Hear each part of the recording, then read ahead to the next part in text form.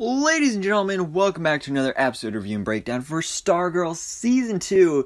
Today we're talking about the finale. Can you believe it? We are already here at the end of Stargirl Season 2. It feels like the season just started a couple weeks ago, but in reality, that was 3 or 4 months ago that this season has been going on, and now it's finally come to an end, and it really was a great season. I'll get more in-depth on my thoughts of this season as a whole towards the end of the video, but today we're going to go ahead and break down this episode, because a lot happens here. Not only, of course, wrapping up the storylines of Season 2, but there's a lot set up here for Season 3, which is honestly the best parts of this episode for me, because, sure, the final battle here with Eclipso was cool. There were some really cool moments, but the highlight of this episode for me was all the setup for Season 3, which I'm really excited to talk about. So guys, of course, quick spoiler warning if you've not yet seen this episode, because it is a great one, so you're going to want to check it out. But without further ado, let's jump into this and break down the season finale of Stargirl Season 2. So, following up after last week's episode, we have Pat, Stargirl, Wildcat, and Shiv answering Beth's distress call, showing up to the American Dream to take on and battle Eclipso. So, of course, you've got Eclipso using his nightmarish illusions to basically distract all of them. So, Beth and Dr. McNider are busy trying to save her parents, who are being manipulated by Eclipso illusions, while Yolanda ends up fighting Ted Grant, the original Wildcat. Pat fights Stripesy, and Shiv/Cindy confronts a younger version of herself. So we've got all that going on, but meanwhile, the Thunderbolt finally returns with the Chinese food, because of course that's why he was gone so long, because he actually went to China to get the Chinese food. And Stripe ends up getting fixed. Now, they don't show it on screen, so I'm just assuming that they just used Thunderbolt to wish that, Stripe was fixed. That's what I'm assuming they did. So anyway, Stripe gets fixed, and then both Mike and Jakeem go into battle as Stripe and Jakeem Thunder to take on Eclipso, but unfortunately, because of their lack of training, they're not able to last very long, and just because of how powerful Eclipso is, and he actually uses them against each other. Luckily, though, Rick shows up to join the battle, but unfortunately, his hourglass has not been fixed, so he still doesn't have his power up here, but he did bring a friend with Solomon Grundy, which was the first big surprise appearance in this episode that I was not at all expecting, but made so much sense, and I was so excited to see him, but literally 5 seconds after he shows up, he dies, and I was honestly really disappointed by that. If you're gonna bring him on just to kill him, don't bring him on at all. So, although, to be fair, he's also not dead at the same time, because, he's a zombie, so he's already dead, but I'll get into that more later when we see the cliffhanger for that character at the end of the episode. But Eclipso literally shoots a giant hole right through his chest, so Grundy is down. Again, for now, we may see him return next season. But at this point in the episode, basically the whole team is defeated. So Eclipso grabs onto Pat and basically threatens to snap his whole arm off if Courtney doesn't say how she really feels about him. So she does. She says, "I hate you." And then for some reason, that's what it really took for Eclipso to be able to take her over. So he takes over Courtney, and she becomes his new host. So then we get evil Stargirl versus the JSA. Now, luckily, we get the return of a couple other characters here as well, including the Shade, who arrives and saves Beth's parents, where they actually find out that she's a superhero. So that was a pretty cool moment there, especially seeing the results of that later on. But then also, finally, Starman shows up. Sylvester Pemberton finally makes his return after... we've seen the character pop up, but mostly in flashbacks. The last time we saw this present-day Sylvester Pemberton was, I think, all the way back in episode 1. That was a big cliffhanger from season 1 in the finale, and then they brought him back in the season premiere, and then we haven't seen him since then. Well, now he's finally returning. We know he's going to be actually a series regular for next season, so it makes sense that he'd return, and because he is the original Starman, he's able to basically... I guess you could say purify and basically separate Stargirl from Eclipso. Now, speaking of other returning characters, we also get the return of Sportsmaster and Tigress. They show up. Apparently, Artemis broke them out of prison. So they're back as well, which, again, not all expecting that, but I was so excited to see him. When it comes to Starman, that's something that I expected. I just kind of forgot about it, so I didn't expect it at the same time. But it was awesome seeing all of these characters return. So basically, by the end of it, they all team up, and combining all of their powers, they defeat Eclipso. But it was actually really funny here how Jakeem wishes that Eclipso was toast. So then at the end of it, after they defeat Eclipso, all that's left over is literally a piece of toast. And of course it's burnt because, Eclipso's pretty evil, so of course he's been eating burnt toast. But yeah, that was hilarious. That was really, really cool to see. And actually, now that I think about it, actually kind of represents Eclipso, because I think it was only like burnt on one half, and of course because that was Eclipso, was like half his face was like burnt, or like half one color, and the other thing, that was pretty cool to see. But that is it. That is the end of Eclipso, and, it did feel a little rushed for this episode, but you have to keep in mind that by the end of this, they still have 20 minutes left of the episode, because they had a lot they needed to pack in to wrap up the storylines of this season, and also, of course, set up a whole bunch of stuff for Season 3, which, honestly, I'm alright with. Eclipso was built up to be this big, huge villain throughout the season, and then for him to be defeated so easily, I wish there was a bit of a more struggle, but at the same time, I get it. Just for time restraints. But anyway, let's get into talking about all this setup for Season 3, or at least conclusion to Season 2, because there's some real good stuff here. So, first of all, Beth says goodbye to Chuck because he's leaving, he's going to find his wife, but she actually did a little research ahead of time for him and finds out that not only is his wife living in Indiana, which we assume is where he's going, but also, apparently when he died, or at least supposedly died, she was already pregnant, and he had no idea that was a thing. So they have a 10-year-old son living out there in the world. So, of course, his original daughter died at the hands of Eclipso. So he still has a child, he just found out about it and missed 10 years of his life. But, yeah, I mean, good for him. I don't know if we're going to see him return to the show. Probably not next season, but good for him. Sounds like he's at least getting a bit of a happy ending here. Then a really interesting reveal here that, was expected, but also, again, another thing that I kind of forgot about, and is something I wish we focused more on in the season, was with Cameron. We finally get to see that he finally finishes his mural in Blue Valley of his father, and then basically his grandparents come up to him, they show off their powers and say, "It's time to tell you the truth about our family." And, I mean, it's about time. Like, they did quite a bit of setup for this character in this season.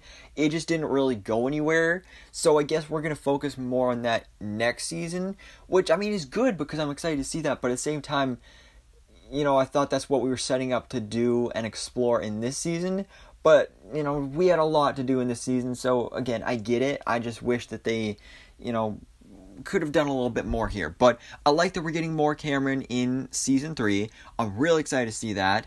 But speaking of children of the original ISA, we have Cindy, who has a little bit of conversation with Yolanda and tells her that she wants to join the JSA because, of course, Yolanda has been redeemed and she's been forgiven for her mistake of killing Brainwave.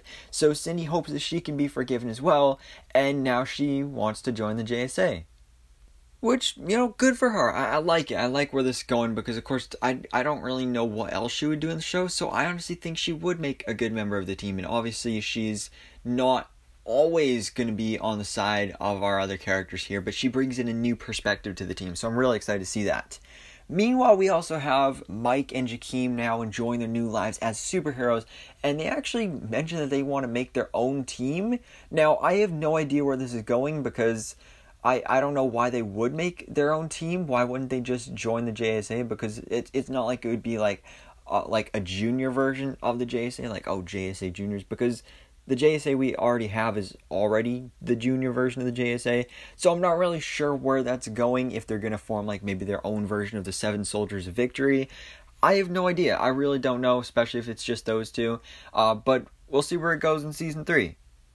Now, as for Rick, we end off this season with him burying Solomon Grundy, and the Shade shows up and actually mentions to him that Grundy is known for not staying dead, for coming back to life. It just depends on where you bury him, and when, and all this stuff.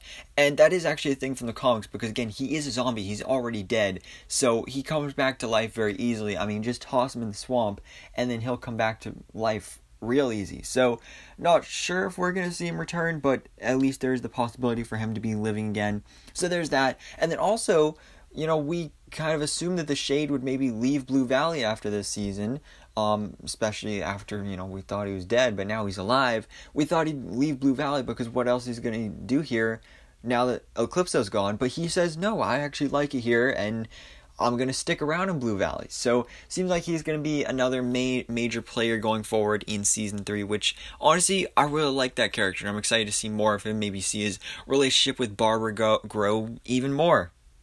But then, finally, we get something that I loved so much, that is a huge setup for Season 3, and actually reveals kind of the subtitle of it, where we have the Whitmore-Dugan family. They're having breakfast, just having a good time, talking about like, oh, the day is saved and we get our happy ending and all this stuff. But then the doorbell rings. So Pat answers the door, and who is it? None other than the Crocs. And they basically reveal to them that they're neighbors now. So the Crocs and the Whitmore-Dugans are now neighbors, and we know that both Sportsmaster and Tigress are going to be series regulars in Season 3, so they're going to be major players, and this is where we actually get the subtitle reveal of Stargirl Season 3 as Stargirl Frenemies, which of course is like how this season was Stargirl Summer School.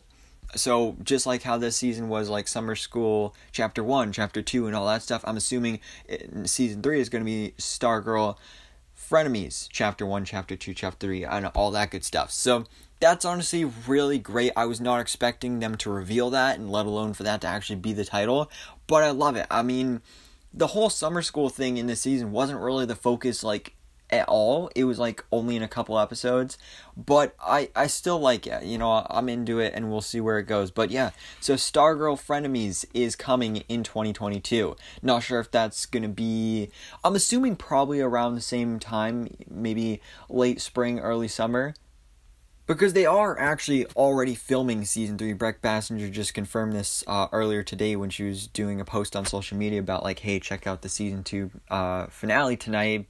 I'm filming Season 3 right now and all this stuff. So Season 3 is filming, so I'm assuming it's going to come out in around the same release date. But we do get one final teaser, which is almost like an after-credit, post-credit scene, even though it's before the credits technically. But we flash over to the Helix Institute for Youth Rehabilitation, which we saw previously in this season when Pat and Courtney were looking for Jenny.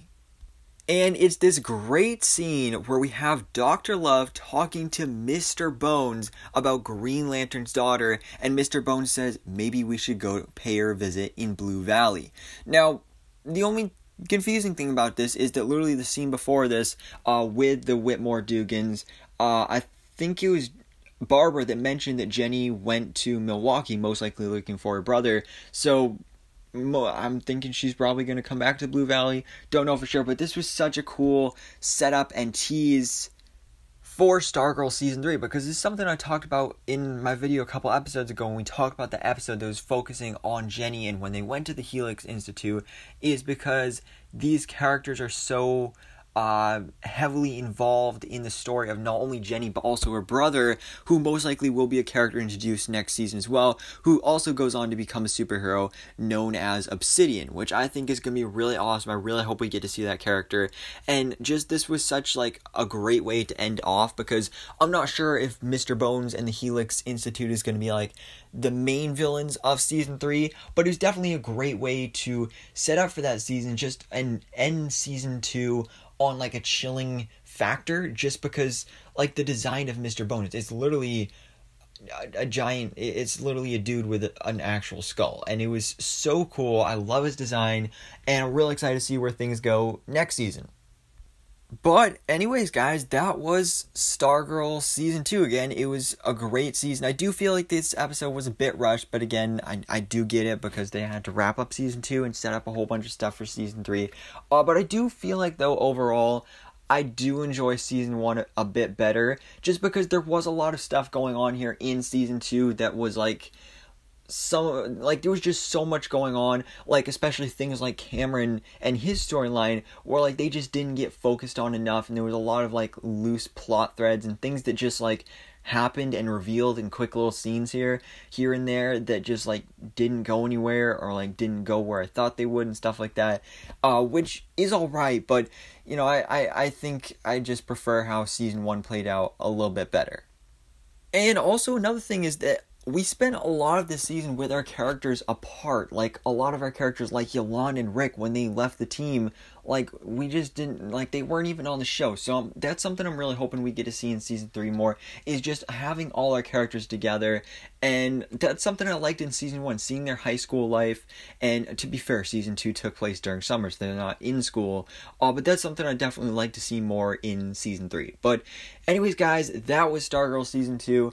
Again, really solid finale. I'm so excited for Season 3. It is coming in 2022. Stargirl, Frenemies, so excited for guys. Let me know your thoughts in the comments below. What do you think about the Season 2 finale of Stargirl? Let me know all your thoughts, theories, and predictions for Season 3. And of course, thanks so much for watching. Please drop a like if you enjoyed this video, and hit the subscribe button so you can keep up to date on everything that goes on in the DC life.